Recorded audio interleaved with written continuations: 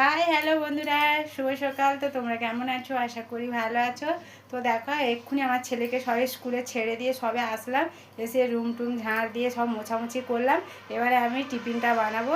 তো আজকে টিফিনে কি আছে চলো, আজকে হচ্ছে মুড়ি খাওয়া হবে।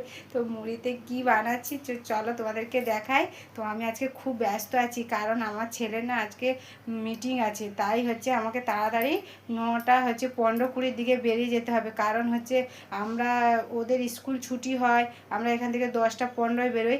আজকে আর 10:15 বেরোলে হবে না, কারণ হচ্ছে ওর হচ্ছে মিটিং আছে বলে আমাকে 9:15 বেরোতে হবে। ওই জন্য তাড়াতাড়ি করে এক্ষুনি আলু আর কি করছি চলো তোমাদেরকে দেখাই। দুটো আলু আর একটা ডিম নিয়ে নিয়েছি। তো ডিম আলুর কি করছি সকালের টিফিনে তো তোমাদেরকে দেখাই চলো। আর আজকের হচ্ছে আমার মা ছেলে তো টিফিন খাবো, তোমার দাদাভাই তো নেই, দাদাভাই তো কাজে বেরিয়ে গেছে। তো আমি এবারে কি বানাচ্ছি চলো দেখাই। আমি কড়া বসিয়ে দিয়েছি, এবার কিছুটা তেল দেখো, এখানে আমি তেল দিয়ে দিলাম। আর আমি একটু কম তেল খাই, অত বেশি তেল খাই না, কারণ গরম পড়েছে। তেলটা গরম হয়ে গেছে, এবারে কেটে রাখা আলুগুলো দিয়ে দিচ্ছি, বুঝতে পারলেন? দিয়ে দিলাম, একটু নাড়াচাড়া করবো, তারপরে ঢাকনাটা বসিয়ে দেবো। একটা নুন দিয়ে দেবো পরিমাণ মতো, দেখো নুনটা দিয়ে দিলাম। হলুদটা অ্যাড করলাম, হলুদ আর নুন দিয়ে দিয়েছি, দিয়ে কিছুক্ষণ এবারে নাড়াচাড়া করে ঢাকনাটা লাগিয়ে দেবো।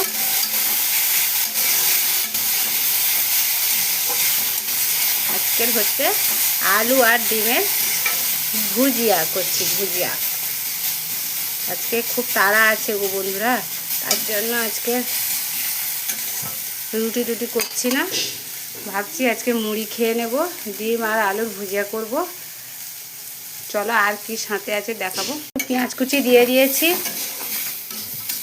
দেখতে পেলে? তো আমার যে আলু ভাজাটা হয়ে এসছে, আলু ভাজা হয়ে এসছে। একটু মধ্যিখানে দেখো একটু তেল দিয়ে দিলাম, আরে ডিমটা দিয়ে দেবো তেলের মধ্যে, দেখতে পাচ্ছ? দিয়ে দিলাম। এবার একটু নাড়াচাড়া করলেই হয়ে যাবে আমার ভুজিয়া।